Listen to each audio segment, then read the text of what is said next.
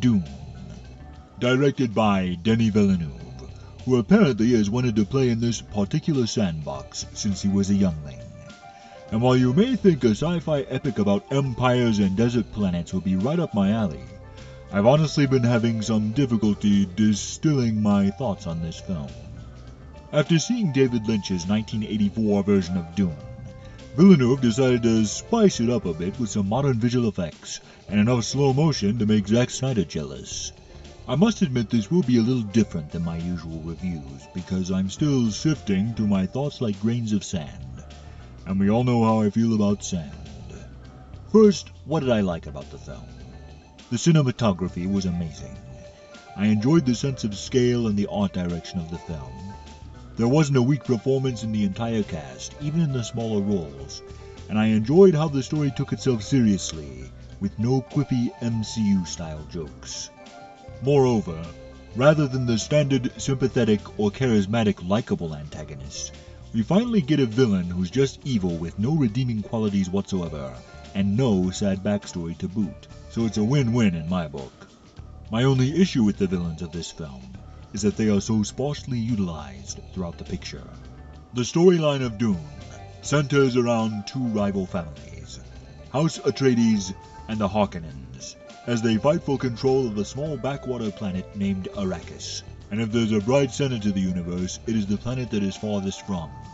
Think Tatooine without the pod races. So what makes this scorched desert worth fighting for? Arrakis produces the most vital resource in the Galactic Empire, the spice, a psychedelic drug made by giant sandworms that expands your mind and helps you fly through outer space.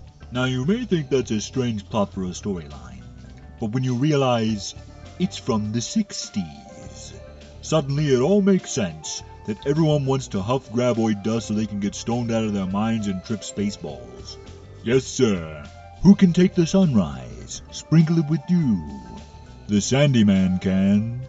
The Sandyman can, because he mixes it with love and makes the world taste good. Now, the arid planet of Arrakis is all but deserted except for the Sand People, or worse, giant graboids.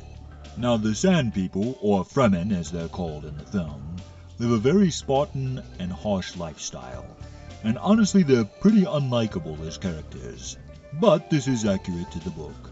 One of the many things that has made Dune a sci-fi classic is the technology and world building, particularly the still suits, which collect, filter, and distill the wearer's perspiration in order to survive the arid climate of the planet Arrakis.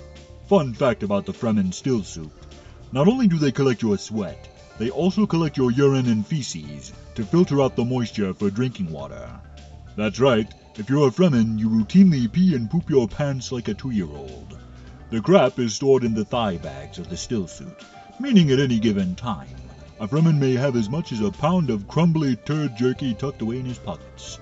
Once you're used to habitually crapping yourself, the worst part about wearing a still suit is when you forget when you're not wearing one, and you drop a big old juicy space deuce on your girlfriend's new white sofa. And since water is at such a premium on Arrakis, the Fremen will gut you like a fish in a hot minute to drain the moisture from your body, like a pack of sweat vampires. Yes sir, on Arrakis, they take having a cup of joe a bit literally. Back to the movie. I feel like I should really enjoy Dune because it checks all the boxes of what I would typically enjoy. Excellent world building, beautiful cinematography, fine acting, and a real sense of scope. But I must admit, I felt dissatisfied when I left the theater, and I'll try to explain why. For one thing, they showed all the exciting visuals in the trailers. The Harkonnen attack, both of Jason Momoa's fight scenes, the sandworms, even the main character's vision of the future, where he's jumping around like a Power Ranger. In the film's biggest action set piece, when the Harkonnens attack House Atreides, we have the beginnings of an exciting battle sequence, as a line of Atreides soldiers run towards a line of Harkonnens, setting up for an exciting and epic hand-to-hand combat sequence. But just when the two lines are about to meet, the scene cuts away. It's like if Peter Jackson gave us all the build-up to the Riders of Rohan facing off against the wargs in the two towers, only to have them charge at one another, and just before their ranks collide, he cuts away and we never see the battle between the wargs and riders of Rohan. Interestingly, Peter Jackson expressed interest in directing Dune years ago, and I can't help but wonder what might have been if he and Weta Workshop had approached the story of Dune the same way they approached Lord of the Rings. As I stated earlier, one of my problems was how little they used their main villains in this film, namely Baron Harkonnen and his nephew Rabban the Beast, played by Dave Bautista. He's barely in the movie, and he doesn't have a single action sequence. Both villains lacked any real sense of menace for me personally, because they didn't really do much on screen. We should have seen Bautista be a beast on the battlefield. Once more, I would have loved to see him go head-to-head with Jason Momoa. Ronan Dirks versus Drax the Destroyer would have been pretty wizard to see. I also felt that Director Villeneuve was stretching things out a bit more than he needed to, and really wasted a lot of story time with his artsy shots. I mean, how many times do we really need to see the same vision of Zendaya walking up a sand dune in slow motion?